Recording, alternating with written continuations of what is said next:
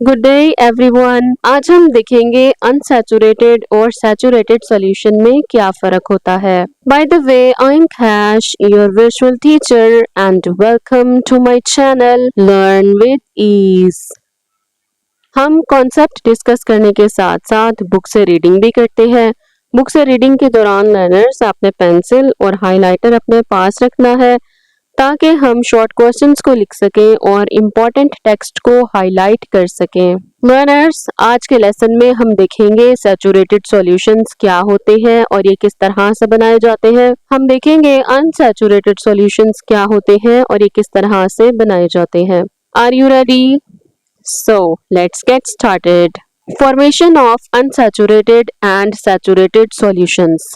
Learners, सबसे पहले आप इस टॉपिक के ऊपर लिखेंगे MCQ, short question plus practical. Learners, जो इस तरह के टॉपिक होते हैं इनसे एमसीक्यू पूछे जाते हैं, शॉर्ट क्वेश्चंस बनते हैं और ये topic practical point of view से इम्पोर्टेंट होते हैं। अच्छा जी, टॉपिक स्टार्ट करते हैं। Take about 100 gram of water in a beaker. आपकी बुक कहती है हमने एक बीकर लेना है और उसमें ऐड कर देना है 100 grams water. Add to it 5 gram of table sugar. Table sugar learners आम चीनी होती है जिसे हम अपने घर में इस्तेमाल करते हैं।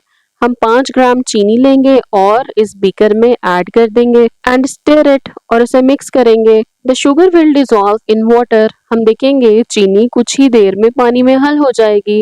Then add another 5 gram of sugar and stir. अब आपकी बुक कहती है हम मजीद 5 ग्राम चीनी और इस सॉल्यूशन में ऐड कर देंगे और उसे मिक्स करेंगे। This will also dissolve. ये जो मजीद 5 ग्राम चीनी हमने इस बीकर में डाली है वो भी हल हो जाएगी। This solution is called an unsaturated solution. तो लर्नर्स, इस सॉल्यूशन को हम नाम देंगे अनसैचुरेटेड सॉल्यूशन का।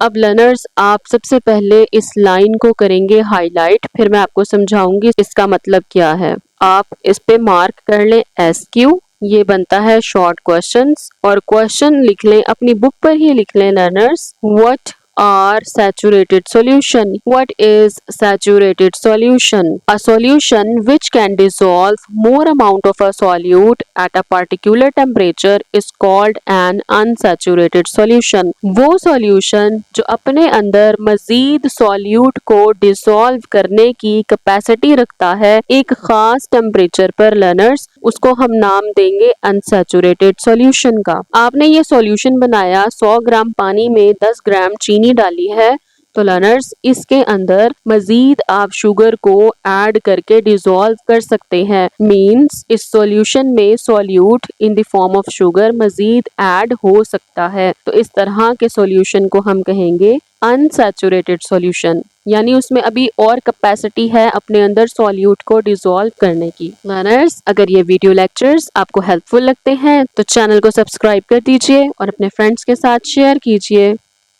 Continue adding sugar in the above solution. जो हमने ये सॉल्यूशन बनाया है 10 ग्राम चीनी और 100 ग्राम पानी के साथ लर्नर्स, इसमें हम शुगर डालना कंटिन्यू करेंगे। मींस थोड़ी शुगर डालेंगे और उसको डिसॉल्व करेंगे, फिर शुगर डालेंगे और डिसॉल्व करेंगे। As the quantity of sugar in water increases, जैसे जैसे पानी में शुगर की क्वांटिटी बढ़ती चली जाएगी, it's dissolution will become more difficult. Sugar को लर्नर्स इस पानी में अब हल होना मुश्किल लगेगा, शुगर मुश्किल से डिसॉल्व होगी और टाइम भी ज्यादा लेगी। Any more sugar added at this stage will settle down at the bottom of the beaker. तो लर्नर्स, अगर हम मजीद इस सॉल्यूशन के अंदर और शुगर को डालेंगे तो वो अब हल नहीं होगी, बल्कि अब वो बॉटम पर बैठना स्टार्ट हो जाएगी। This solution is called a saturated solution at a particular temperature of the process.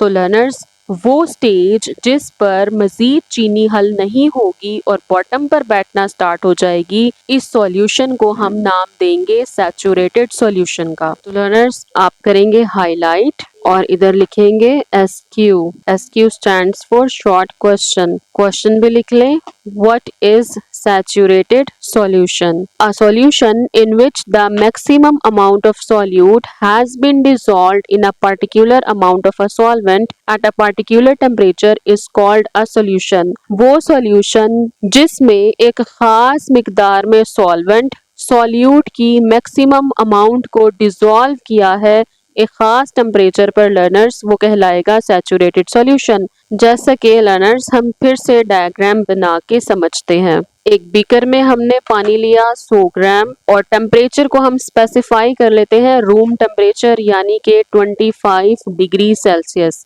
Particular amount of solvent हो गई which is 100 gram, particular temperature हो गया विच इज 25 डिग्री सेल्सियस और इसमें मैक्सिमम अमाउंट ऑफ सॉल्यूट हमने डाल दिया इन the form of sugar. Solute की मैक्सिमम अमाउंट डिसॉल्व हो गई है इस सॉल्यूशन में, मींस इसके बाद अगर हम मजीद इसमें सॉल्यूट डालेंगे तो वो हल नहीं होगा बल्कि बॉटम पर बैठ जाएगा। ठीक है। Different solutes have different solubilities in particular solvents.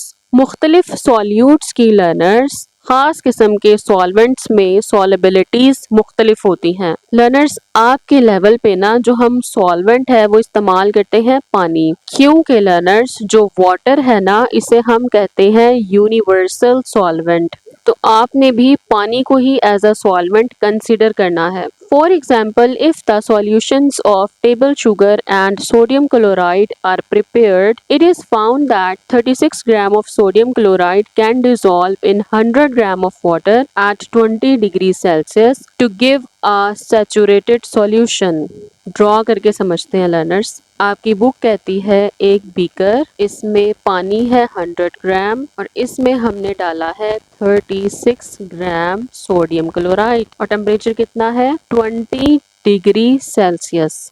20 degree Celsius पर 100 ग्राम पानी में सोडियम क्लोराइड की जो मिकदार हल होगी वो है 36 ग्राम। इस लाइन को आप हाईलाइट कर लें, ये आपसे एमसीक्यू भी पूछा जा सकता है। 20 डिग्री सेल्सियस पर सोडियम क्लोराइड की सॉलेबिलिटी होती है 36 ग्राम और ये सैचुरेटेड सॉल्यूशन है। अगर 36 ग्राम से ज्यादा नमक इसमें ऐड और किया जाएगा लर्नर्स तो वो हल नहीं होगा और वो बॉटम पर बैठना स्टार्ट कर देगा। Against this, 203.9 gram of table sugar can be dissolved in water at 20 degree Celsius to give its saturated solution.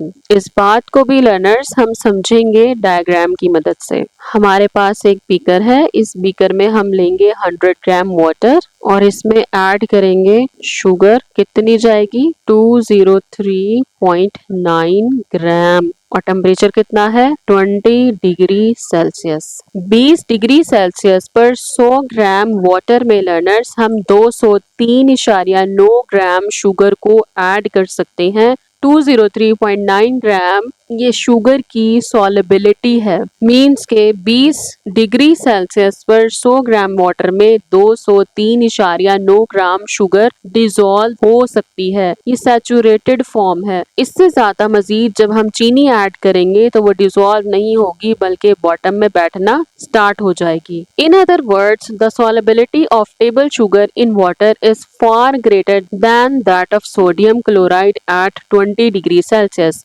अच्छा, वेरिएबल हमारे सेम है, 100 ग्राम वाटर है, 100 ग्राम वाटर है दोनों कंडीशंस में, नमक की कंडीशन में भी और चीनी की कंडीशन में भी। इन दोनों एक्सपेरिमेंट में लर्नर्स वाटर भी 100 ग्राम है और टेम्परेचर भी 20 डिग्री सेल्सियस है। सोडियम डिसॉल्व हो रहा है इन कंडीशंस में 36 ग्राम जबकि शुगर डिसॉल्व हो रही है 203.9 ग्राम। इट्स मीन 100 ग्राम वाटर में 20 डिग्री सेल्सियस पर शुगर की सॉलेबिलिटी नमक की निस्बत बहुत ज्यादा है। तो इस रिलेशन को लर्नर्स हम ऐसे भी लिख सकते हैं, सोडियम क्लोराइड की सॉलेबिलिटी शुगर की निस्बत कम है। शुगर की सॉलेबिलिटी है 203.9 ग्राम जबकि सोडियम क्लोराइड की सॉलेबिलिटी है 36 ग्राम। जस्ट 100 ग्राम वाटर सेम है, टेम्परेचर भी सेम है 20 डिग्री सेल्सियस, सॉलेबिलिटी डिफरेंट है, एक की 36 है और एक की 203 है। This is due to the fact that sugar molecules are larger than salt ions, so more water molecule can surround a single sugar molecule causing it to dissolve in larger amount। इसके reason ये है learners, जो sugar के molecules होते हैं वो as compare to sodium chloride बहुत बड़े साइज के होते हैं। ज्यादा बड़े साइज के मॉलिक्यूल्स को डिसॉल्व करने के लिए वाटर के मॉलिक्यूल्स भी ज्यादा आ जाते हैं, मींस ज्यादा सरफेस एरिया आ जाता है। जब सरफेस एरिया ज्यादा हो जाएगा तो उसकी सॉलेबिलिटी भी ज्यादा हो जाएगी। दैट्स वाई शुगर की सॉलेबिलिटी सोडियम क्लोराइड की निस्बत ज्यादा होती है। और दूसरी बात ये है लर्नर्स, जो शुगर होते हैं ना ये मॉलिक्यूल्स की फॉर्म में होते हैं, जबकि जो सोडियम क्लोराइड होता है ये आयंस की सूरत में मौजूद होता है। आयंस पर लर्नर्स पॉजिटिव और नेगेटिव दोनों चार्जेस होते हैं, जबकि मॉलिक्यूल के ऊपर कोई चार्ज नहीं होता। ये भी एक रीजन है कि शुगर की सॉलेबिलिटी सोडियम क्लोराइड की निस्बत ज्यादा होती है। लर्नर्स, नेक्स्ट लेसन में हम पढ़ेंगे effect of temperature on solubility of solutes. Stay connected with us. Good luck everyone.